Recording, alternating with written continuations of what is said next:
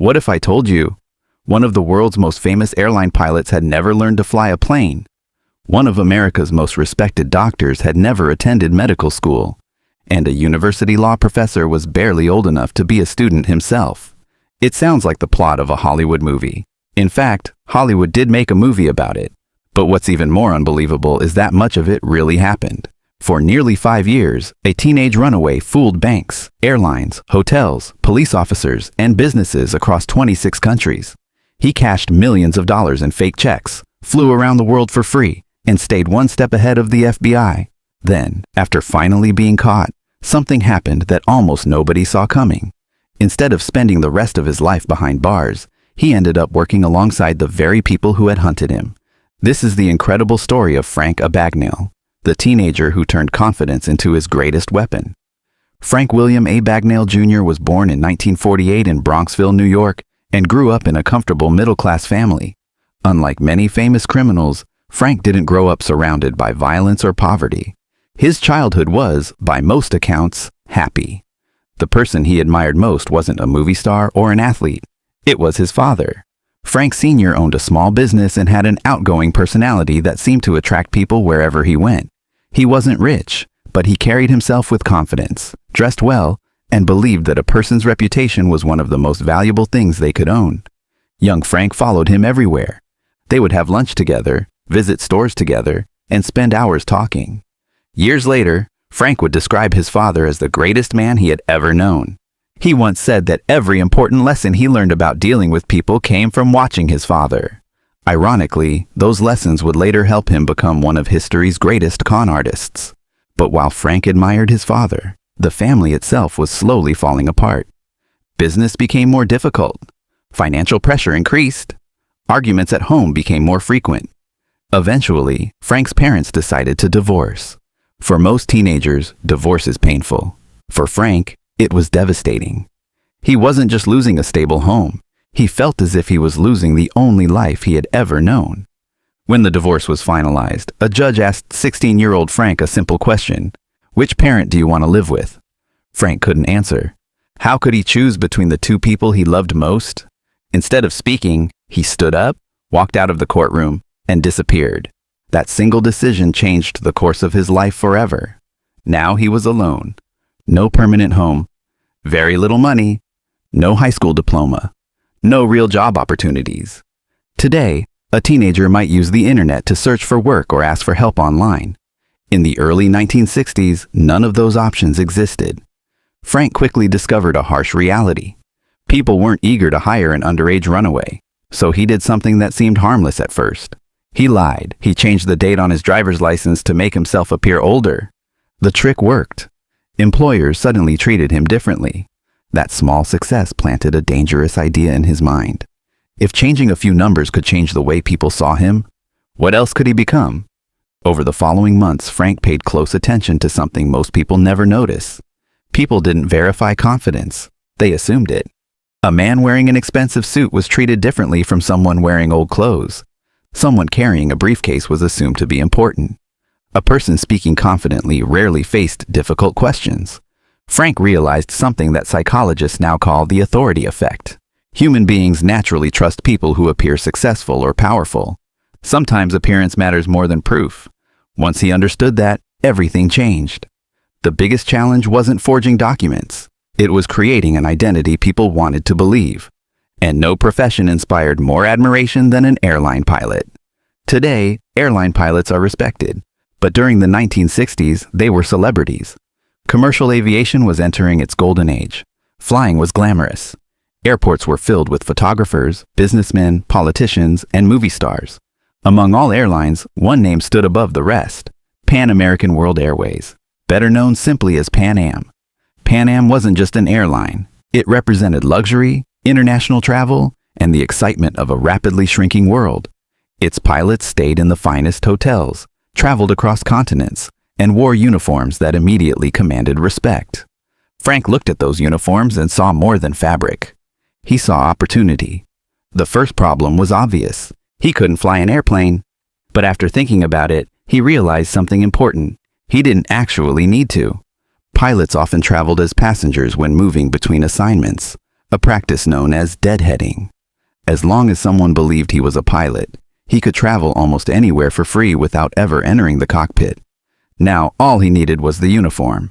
Frank called a uniform supplier and calmly explained that he was a Pan Am pilot whose uniform had been lost.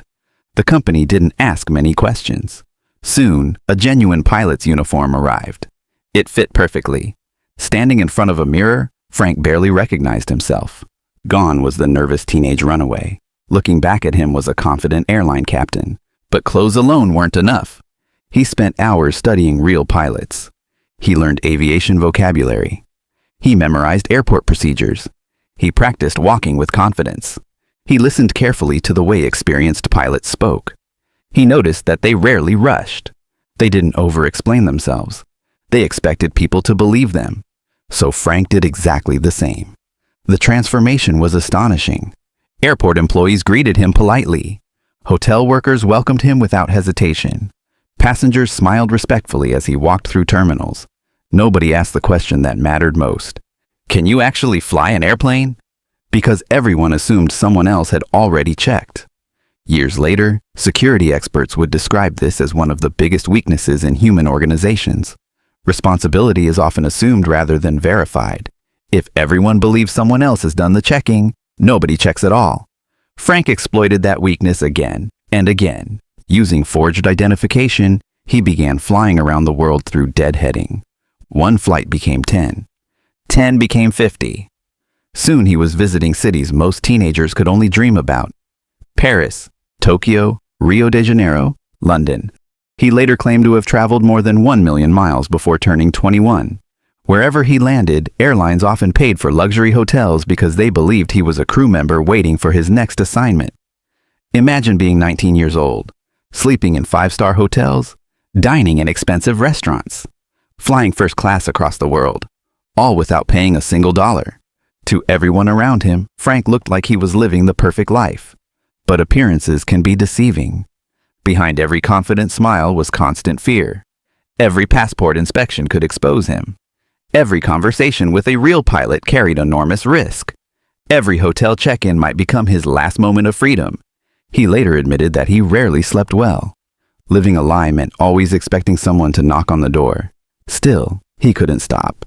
The excitement became addictive. Every successful deception made the next one seem possible.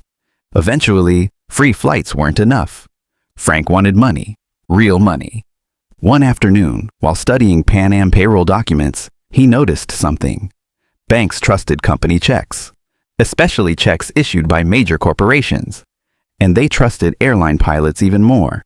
The combination was almost perfect. Frank began carefully studying how payroll checks were printed. He examined signatures, paper quality, serial numbers, bank routing information. He wasn't simply scribbling fake signatures. He was treating counterfeiting like a science. Then came the test. He walked into a bank wearing his Pan Am captain's uniform. He smiled politely, placed the check on the counter, and waited. For a few seconds, nothing happened. The bank employee examined the check. Frank later admitted those few seconds felt like hours. Then the cashier smiled, counted the money, and handed it over. Just like that, it worked. Nobody asked for additional identification. Nobody questioned why a young pilot was cashing such a large check. The uniform had answered every question before it was even asked. Walking out of the bank, Frank couldn't believe what had just happened. He wasn't celebrating the money. He was amazed by how easily people accepted what they expected to see. That moment changed everything. The frightened runaway who had once lied simply to survive was gone. In his place stood someone who had discovered that confidence could open almost any door, and he was only getting started. By the time Frank Abagnale was 19, he had already traveled the world pretending to be a Pan Am pilot. Most people would have stopped there. The risk was enormous. One mistake could send him to prison for years. But something had changed inside him. Each successful scam made him believe he could become anyone. And that confidence was becoming more dangerous than any forged document. As authorities slowly began noticing fake Pan Am payroll checks appearing across the country, Frank knew it was only a matter of time before investigators connected the dots. He needed a new identity. Not because he was tired of pretending, because staying the same person was becoming too risky. One day, while passing a hospital, Frank noticed something. Doctors carried an authority unlike almost anyone else. People stepped aside for them. Patients trusted them with their lives. No one questioned a doctor wearing a white coat. To Frank, it looked like the perfect disguise. Using forged credentials and an impressive resume, he managed to convince a hospital in Georgia to hire him as a supervising physician in the pediatric department. At first glance, it sounds impossible. How could someone with absolutely no medical training fool an entire hospital? The answer is surprisingly simple. Frank never tried to act like a brilliant doctor. He acted like a busy administrator. Instead of diagnosing patients himself, he delegated responsibilities to experienced physicians and interns. When difficult medical questions came up, he encouraged discussions among the staff. The real doctors solved the problems. Frank simply listened carefully and nodded in agreement. For weeks, nobody suspected anything, until one emergency changed everything. A baby was brought into the hospital suffering from severe oxygen deprivation. Doctors rushed to save the child's life. Frank stood frozen. He had absolutely no idea what to do. For the first time, he wasn't worried about being arrested. He was terrified that someone might die because of him. The baby survived thanks to the real medical staff. But that day shook Frank deeply. Years later, he admitted it was the only scam he abandoned because his conscience finally caught up with him. He quietly resigned and disappeared before anyone discovered the truth. Most people would have taken that experience as a warning. Frank saw it as a lesson. Choose careers where people assume competence without constantly testing it. His next target was law. He spent weeks studying legal textbooks, memorizing legal vocabulary, and learning courtroom procedures. According to Frank, he even passed portions of the Louisiana bar examination after months of intense study. Whether every detail of that claim is accurate remains debated, but there is little doubt that he became remarkably knowledgeable about legal terminology. Soon afterward, he convinced a university that he was qualified to teach law. Imagine sitting in a classroom taking notes from your professor. You believe you're learning from an experienced legal expert. In reality, your professor is barely older than many of the students. Frank later joked that his secret was simple. He stayed one chapter ahead of the class. If students were reading chapter 5, he studied chapter 6 the night before. Confidence once again filled the gaps where knowledge didn't exist. By now, Frank had become an expert not just in forgery, but in reading people. He noticed something fascinating. When people expected expertise, they rarely looked for proof. A confident smile, professional clothing, the right vocabulary. Those three things often outweighed years of actual experience. Psychologists today describe this as authority bias. Our brains naturally assume that people who look important probably are important. It's a shortcut that saves time, but it can also be exploited. Frank understood this decades before most researchers formally studied it. His greatest skill wasn't creating fake documents. It was making other people want to believe him. But while Frank was becoming more confident, investigators were becoming more determined. Banks across America began noticing similar fake checks appearing in different states. The signatures were different, the names changed, but the methods were strikingly similar. Soon the FBI realized they weren't chasing several criminals. They were chasing one. The investigation eventually landed on the desk of FBI agent Joseph Shea, who dedicated himself to tracking the mysterious young con artist. Unlike many investigators, Shea began studying Frank's personality instead of only studying the forged checks. He realized Frank wasn't motivated by violence. He was motivated by attention, challenge, and the thrill of escaping. Understanding the criminal became just as important as understanding the crime. Meanwhile, Frank continued moving from country to country. France, Spain, Sweden, England. Every new passport stamp made him feel farther away from capture. But international travel also created new risks. The more people he deceived, the more witnesses existed. Eventually, his luck began running out. In 1969, while walking through Montpellier, France, Frank was recognized by a former Air France employee who had encountered him before. The employee immediately contacted authorities. Within minutes, French police arrested him. The world's most famous runaway had finally run out of places to hide. French prisons during that period were notoriously harsh. Frank later described filthy conditions, poor sanitation, and long periods spent alone. For someone who had spent years living in luxury hotels under fake identities, the contrast was overwhelming. After serving time in France, he was extradited to Sweden where he faced additional charges. Eventually, he was returned to the United States to stand trial once again. This time, escape seemed impossible.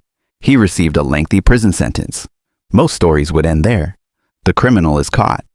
Justice is served. Fade to black. But Frank's story took one final turn that was even stranger than everything that came before. While in custody, federal authorities realized they had a unique opportunity. No one understood check fraud better than the man who had committed it. Frank knew every weakness, every loophole, every trick criminals used because he had invented many of them himself. The FBI offered him an extraordinary deal. Help us catch fraudsters. Teach banks how these scams work. In return, we'll reduce your sentence. Frank accepted. The teenager who had spent years running from the FBI now found himself sitting beside FBI agents instead. He explained how counterfeit checks were produced, how criminals manipulated human psychology, how simple changes in banking procedures could prevent millions of dollars in fraud. Banks listened. Law enforcement listened. Governments listened. Over the following decades, Frank became one of the world's best-known security consultants. He advised financial institutions on fraud prevention. He lectured businesses about identity theft. He helped improve check security systems that are still used in various forms today. Ironically, the skills that once made him one of America's most wanted criminals became the very reason people trusted him. Then, in 2002, Hollywood introduced his story to an entirely new generation. The film Catch Me If You Can, directed by Steven Spielberg and starring Leonardo DiCaprio as Frank and Tom Hanks as the FBI agent pursuing him, became a worldwide success. For millions of people, it was their first introduction to the extraordinary life of Frank Abagnale. But after the movie's success, journalists began asking an important question. How much of Frank's story was actually true? Investigative reporters dug through court records, employment records, airline archives, and newspaper reports. What they found surprised many people. There is no serious dispute that Frank committed extensive check fraud during the 1960s. He was arrested. He served prison time. He later became a respected security consultant. Those facts are well documented. However, several of his most famous stories remain difficult or impossible to verify. Researchers have found little evidence that he truly worked as a supervising physician. Some universities have no record supporting his claims of teaching law. Even the famous 1 million air miles story has been questioned by aviation historians. Some believe these adventures were exaggerated over the years, turning an already remarkable criminal into an almost mythical figure. Frank has always defended his version of events. Whether every story happened exactly as he described may never be known. And perhaps that's the perfect ending for a man whose entire life revolved around making people believe impossible things. Maybe his final con wasn't against a bank. Maybe it was against history itself. Yet regardless of which stories are completely true, and which may have grown larger with time, one lesson remains undeniable. Frank Abagnale never relied on superhuman intelligence. He relied on ordinary human psychology. People trust uniforms. People trust confidence. People trust titles. Most of us assume that someone else has already checked whether a person is legitimate. Sometimes, no one has. That simple assumption allowed a lonely teenager to fool thousands of people around the world. Because in the end, the greatest weakness in any security system isn't technology. It's human nature. If you enjoyed this story, be sure to like the video and subscribe to the channel. Because history is filled with mysteries, forgotten legends, and unbelievable true stories. And sometimes, the most fascinating mystery of all is why we choose to believe.